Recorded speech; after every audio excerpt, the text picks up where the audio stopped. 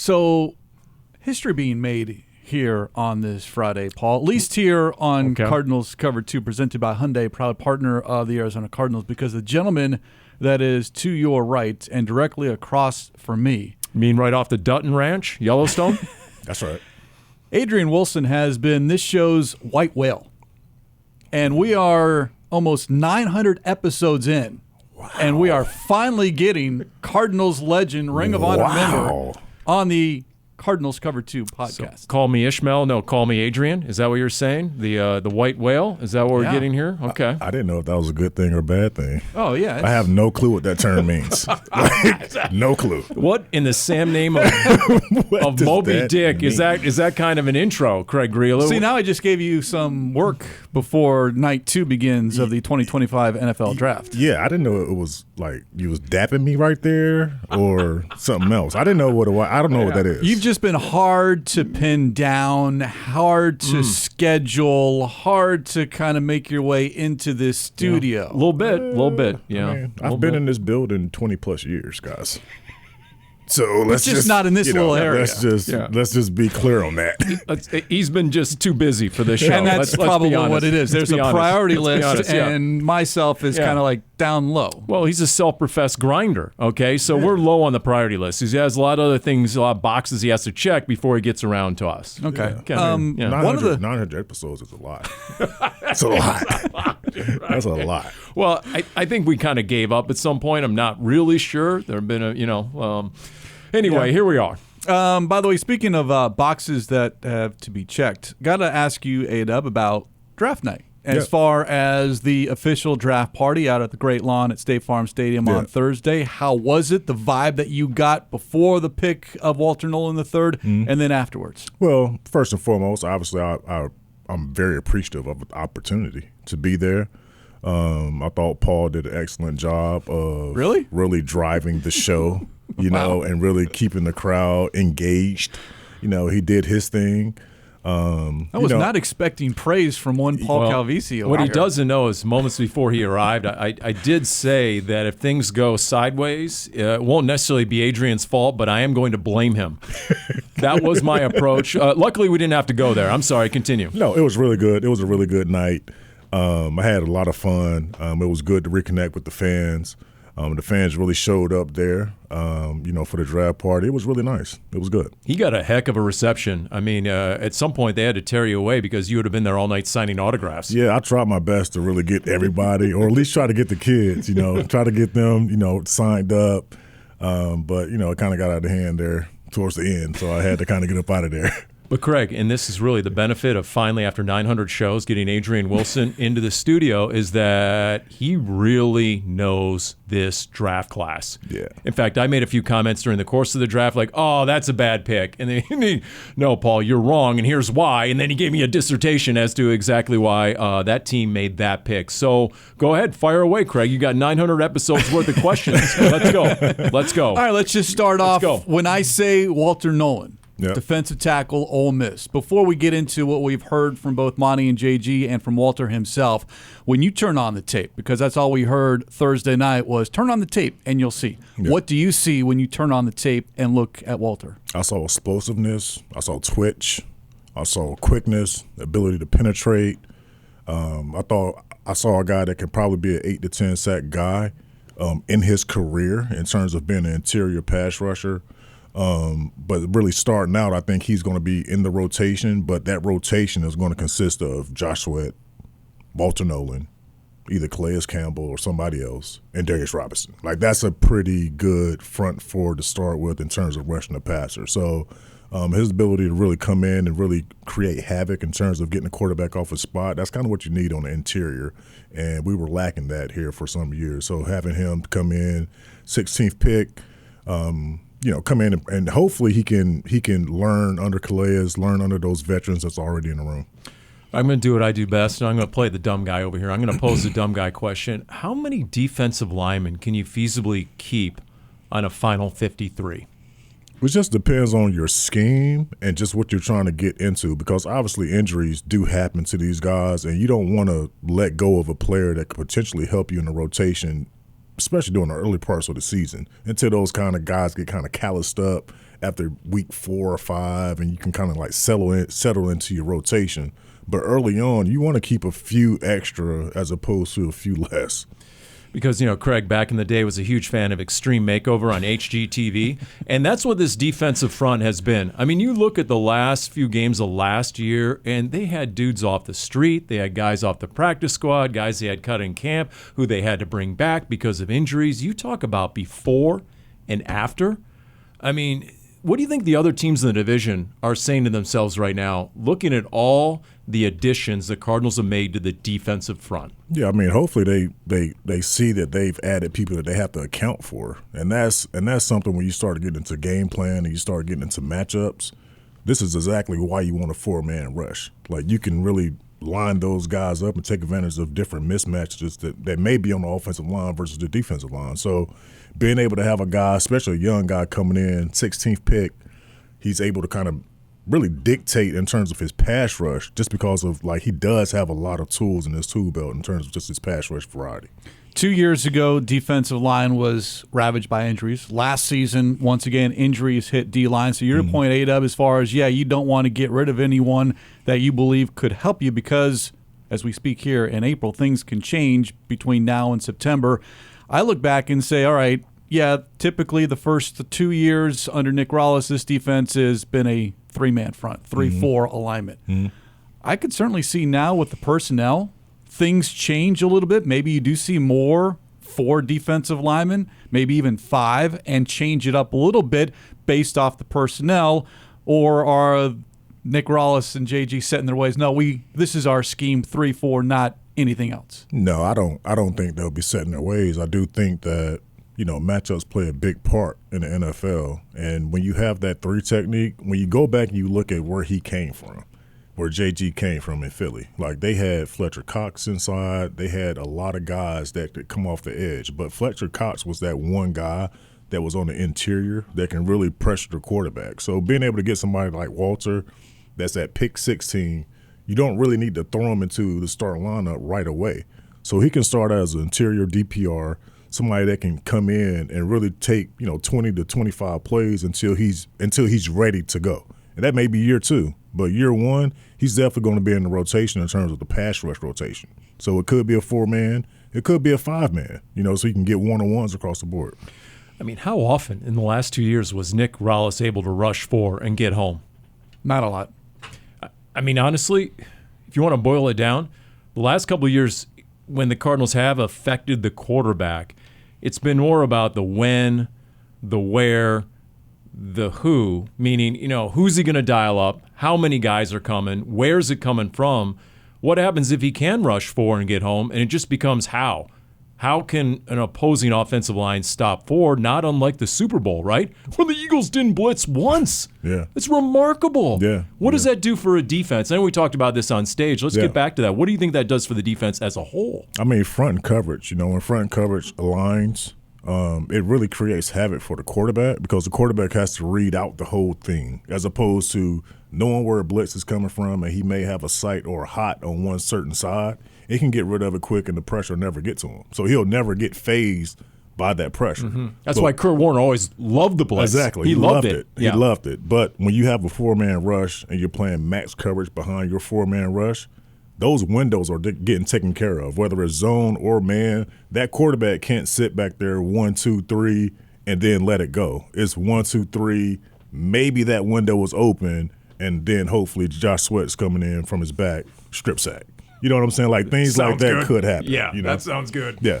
With a Calais Campbell, a Dalvin Tomlinson already in that room, you've been a veteran with a rookie coming into the mix. That relationship as far as the elder statesman all of a sudden rising up the rookie to one day perhaps taking their job, but at least uplifting their confidence as far as, yes, you can do it, here's how, and then here's also how to be a pro. What's that going to be like for Walter? Well, first and foremost, I mean, I think every veteran that's in that room, they know that they can't play forever. So all the things that, you've learned, all the things that, that you had to go through in terms of like your lessons when you first came in, when you were young, now it's time for you to like pass that on to the next guy that's inside of your room. And that's why I'm happy that Calais is here. I'm happy that Dalvin Tomlinson is here. Like, I'm happy all those vet guys are here, because when you get a talent like this, him being able to get into a routine early on in his career and just be able to really sharpen that routine up throughout the years. By the time he get to year 2 and year 3, he has a nice routine going, but he's learned it from like some really good vets. And just being able to come in, and now he's the next one that's going to teach the next one. Like, that's how it's supposed to play out. Yeah, well, it's media types, right? We talk about leadership, and, it kind of comes in the form of like pep talks and words of wisdom. How much of it just boils down to setting a great example, just best practices, just watching a Buda Baker work, watching a James Conner work, watching Calais Campbell, and the commitment, at all times to his profession? How much of it is just witnessing these guys going about their craft? Yeah, I mean, it's a good locker room. It's a good locker room to learn from. All those guys in there work hard. All of them are kind of committed to the process in terms of kind of what they're trying to build here. And again, like, I didn't get that love from you, Paul, or Craig. Well, Dub, we couldn't find you. First of all, where's your all leadership at? Well, we just never quite knew. Jesus. Would you be the guy laughing and smiling, or would you be wearing the black hat? We just never knew. Which, do we approach him with a microphone or not? That was always okay. What kind of mood is A-Dub in here on this particular day? I mentioned off the top the white whale having actually A-Dub on Cardinals cover 2. And now we go to the elephant in the room. What is with the 10-gallon hat and the John Dutton look? Do you have a ranch in Montana? I don't. Okay. I don't. I have visited one. I don't have one. He's gone glamping on one. Yeah, what? Yeah. I've went back to North Carolina, got back to my roots a little bit, and I just decided, what? Let's just switch it up. Let's bring the cowboy hat. Yeah. Let's bring the cowboy boots, and let's just dress like that all the time. I didn't do it last night. I didn't want to do it last night. I didn't want Paul to feel like awkward. If you had brought a hat for Paul and boots, that would have been a sight. Yeah, it would. Maybe next time. Well, not everyone can pull it off. I thought it had to do with your son playing at University of Texas, but once again, I guess I'm dead wrong on that one. Let me ask you this about Walter Nolen. When you watch his film and they talk about how hard he plays and how many snaps he plays, the fact that I'm guessing he's going to go, 30 snaps as a rookie? How much does that benefit him? How much can he just let it rip and just unleash it? Yeah, I mean, that's the good part about coming into a defensive line room that has depth. You can add him into the rotation and add his youthfulness into the rotation, and then just be able to kind of let him loose in terms of having one-on-one matchups. Like, that's what you want as a defensive coordinator. You want to be able to have your 4 or 5 guys, just depending on what your alignments are, be able to have one-on-ones and create that mismatch wherever it is. It could be Walter, could be, he could be a guy that's a penetrator for Calais wrapping around, or vice versa with Darius Robinson. Like, there's a lot of things that can really go on with him because he does have that skill set where he can align anywhere from 1 to 3 to 5. Like, he can go all over the defensive line. So we've talked about Walter Nolen, the player. How about Walter Nolen, the person? First impressions, the conference call on Thursday, his introductory press conference here on Friday. We had him here in studio, Paul, and yeah, he is always with a smile on his face. Doesn't say a lot, soft-spoken, but seems to just enjoy being an Arizona Cardinal, but just ready to get to work, and actions over words. Not far away from what you were as a football player. I mean, that's usually how it works. When you come in, you kind of get intimidated by the whole scene of being drafted, coming into a building that you don't know. But by all accounts, he's a great kid, and he has a huge heart. And that's something that you want to have because he cares. Once he cares about football, everything else will kind of take care of itself. And that's the one thing that I love about the kid is you can see it in his face that he's happy to be here and he wants to make plays for the Cardinals. I'm intrigued by the fact he's so young, he's 21, but he was the #1 high school recruit in the nation. He's at Texas A&M, then he's at Ole Miss, first team All-SEC, first team All-American. I mean, he's used to the spotlight, right? He's used to expectations. Yeah. So he should, as opposed to coming from like a small school, he should be pretty equipped to meet the moment, shouldn't he? Yeah, I mean, to your point, Paul, he was the #1 high school recruit in the country. He was a part of the #1 college recruiting class in the country at Texas A&M. Wow. So being able to be in that environment early on, understand kind of the pressures that comes with that, I don't think that he's going to be overwhelmed being here in terms of being an Arizona Cardinal, playing in NFC West, just being able to have an ability to really affect the game. I don't think that's going to matter to him. I think he's going to come in and he's going to hit the ground running. You know what else I'm intrigued by here in 2025 is these front offices, these draft rooms from the NFL teams, they're using NIL as sort of a filter to determine, okay, wait a minute, a lot of these kids have already been paid. They've been paid 7 figures. Yeah. Who still loves football? Because we know how paramount that is with Monty Ossenfort and Jonathan Gannon. They want dudes who are all ball. And do you think it's actually a little easier now to determine, okay, what are they going to be like? Because they've already been paid. Yeah, I do. I've seen it. Obviously, my son's at Texas, and I've seen it, firsthand with just not only does the money – I'm not saying the money hurts the player. What I'm saying is the love for the game has to be number one. If the love for the game isn't number one, you will find out very quickly that it's going to be all about the money if these guys have transferred 2, 3, 4 times. So the money can reveal absolutely whether they the worst in the person. Interesting. Yeah. And so it's almost they've done part of the vetting process that NFL teams used to struggle to do. It's kind of been done for them in a way. Yeah, it has. It has. Yeah. And again, I think, the longer this NIL thing goes on, the longer that there's really no rules around it, so to speak, it is going to kind of get out of hand. Hopefully come July, the NCAA can really hammer down on some of this stuff and cap that thing off a little bit because it can and will probably get out of hand at some point. Are you hungry? And I think for a lot of these college prospects, you're maybe not hungry anymore based off the money that you have already made. But we do know this. You always say it, Paul. If you do not love ball, if you don't have passion for the game, it doesn't matter how good of a player you might be, you're not going to fit in this Cardinals locker room. And you know what? That's what I like about it. I'll be honest with you. 9 times out of 10, when I hear someone say that I want to be the next Aaron Donald, I might be a little apprehensive about that, but not in this case because he's chasing maybe the greatest modern-day NFL defensive player we have seen. So if he's truly chasing that, there's always going to be a reason to get better. When he says, I want to hang up my cleats and be the best, if he truly means that, then there's something driving him that goes way beyond a paycheck, right? Yeah, I mean, again, to your point, going back to the NIL process, he probably has a little bit of money in his pocket already. I'm not saying that it's NFL-type money, but he does have something that's driving him to be better, and it's not money. So, again, he's a guy I think he has a point to prove because I do think he was a top 10 talent. Talent-wise, he is, top 10. So to get there at 16, I'm pretty sure that he probably has a little chip on his shoulder seeing a couple of guys drafted ahead of him. Yeah, the third defensive tackle off the board behind Mason Graham and Kenneth Grant. So we talk about his goal to be the next Aaron Donald, and there's that fine line between confidence and cockiness, and that's a lofty goal.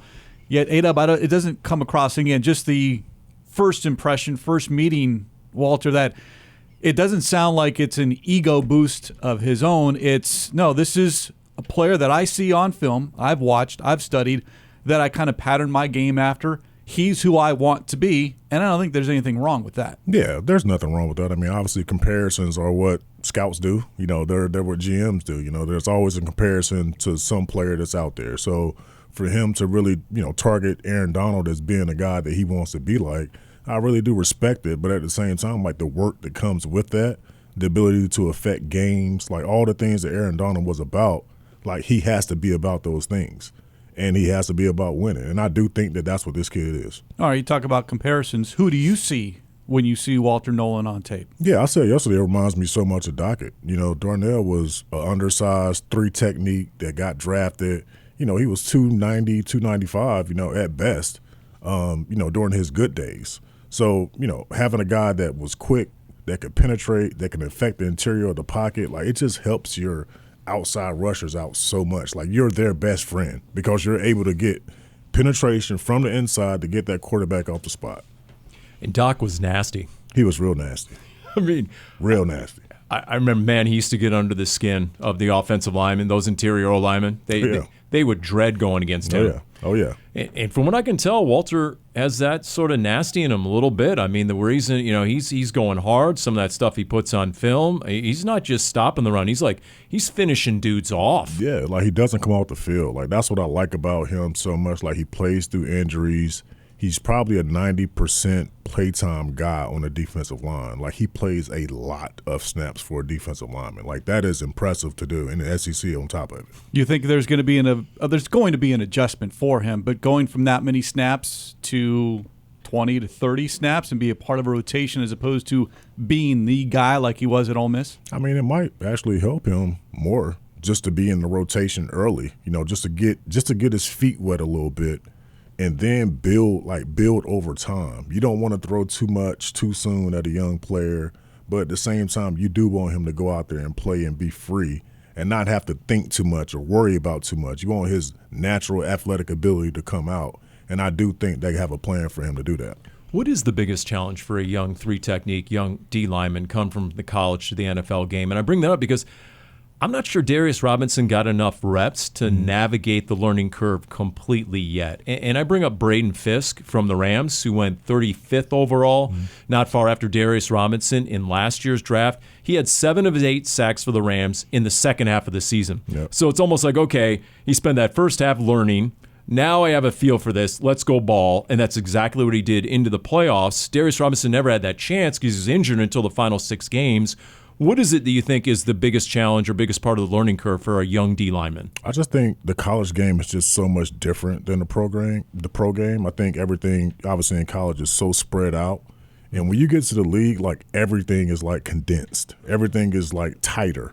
So him being able to kind of see that early on, whether it's training camp, practicing against other teams in training camp, the preseason games, all those reps are going to really help him just in terms of his ability to kind of affect the pocket and how NFL teams play and use their blocking schemes. Like that's something that a lot of defensive linemen, especially come out of college nowadays, they have no clue because they see so much spread. Right. Yep. They see so much spread. They see 4 or 5 receivers on the field, a whole bunch of quarterback draws. So they don't get a lot of powers. They don't get a lot of stutters. They don't get a lot of things that's going to come in the run game. So early on, just let him get his feet wet, and then hopefully by the second half of the season, he can really take off. Especially in this division, right?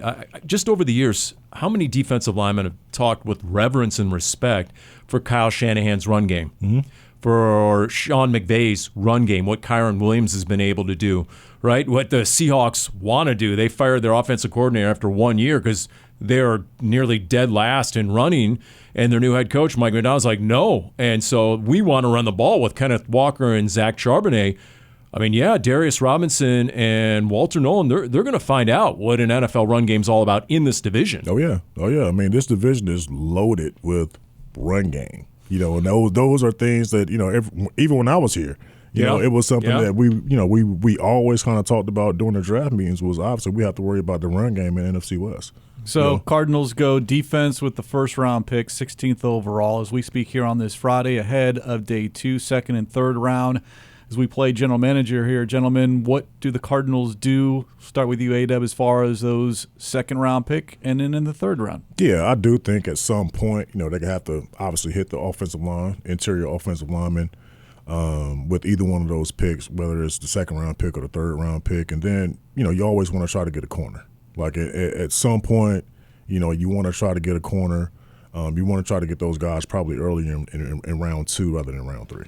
Yeah, if you can find, and this is saying something because you're at 47, but if you could maybe find an interior lineman who has a possibility, a potential going out to tackle his second year and beyond, I mean, that would be an absolute home run. However, if a Luther Burden fell, I mean, that would be outstanding. I don't think he's going to fall all the way to middle of round 2, but that's the one player, and it does come down to players and talents and who's left on the board where I would say, you know what, I would elevate wide receiver up, even though I consider it in terms of need behind O-line, behind corner, heck, even maybe behind middle linebacker. when Jihad Campbell went to the Eagles at the end of the round one, I was like, dang it, I let out an expletive backstage, and then you saw Donovan Jackson go. I was thinking, maybe the Cardinals might have a shot at the Ohio State kid because Justin Fry.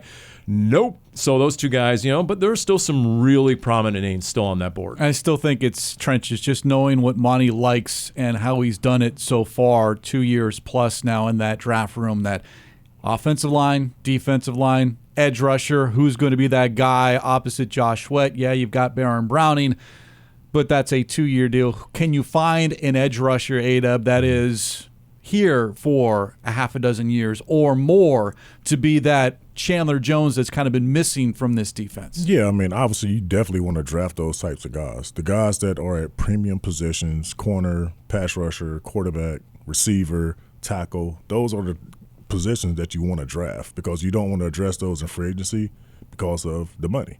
The cap hit on those guys are so huge, but being able to have them drafted where you can control the contract for 5 years, you have a better sense of, okay, this guy's going to be a long-term guy for us, so we can extend him out. So that's what you're really looking forward to in the draft, especially rounds 2 and 3.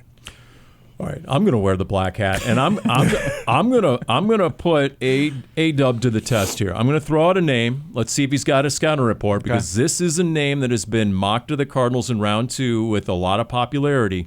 Nick Scorton, the edge out of Texas A&M. I was throwing names at him all day yesterday at the draft party. He was giving me all these, detailed scouting reports. What do you know about Nick Scorton, A&M edge? Yeah, like Nick to me, Nick is an edge presence. He has size, he has length, he has the athletic ability in terms of his first step quickness. He's a beast against the run, in my opinion. He can really separate at the line of scrimmage because he has length to see through blockers to the football.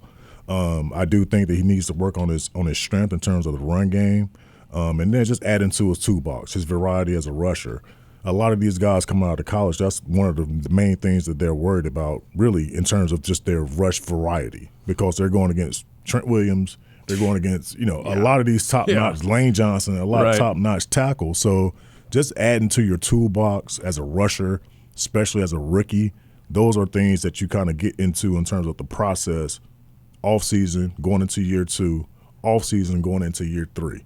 Now, year 4, they have a full toolbox to work with and pull from.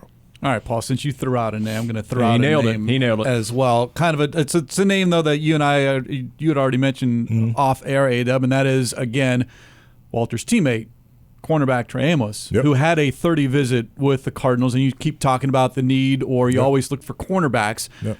What would the Cardinals be if all of a sudden they're on the clock, second round, third round, and Trey is on the board? I mean, you're talking about a 6'1.5", 6'2" corner that has press skills. I mean, not just a guy that just lines up in front of a receiver 2 yards in front of him. No, he has press skills, meaning he's going to jam, he's going to stay on this guy, he's going to play things from the top down. He has the top speed to run vertically. He has ball skills. He's tough, and he tackles. To me, that sounds like a JG pick. It does. Absolutely. I'm not familiar with him. Trey Amos? Yeah. Ole Miss. And honestly, there aren't very many true press corners left. It's not. I mean, when you look at last year's draft, when they took Max and Trey, to me, they're very similar in skill set. Both guys are long, rangy guys that excels in press, but they're tough and they tackle. Those are the two things that you have to realize in defenses. If your corners don't tackle, your defense isn't good. It's the bottom line. Because offenses just keep running to that side. That's it. They keep targeting that corner. You're right. I mean, JG, the rules are simple, but, look, all ball, you better be all about football. If you're a receiver, no block, no rock. It's just the way it is.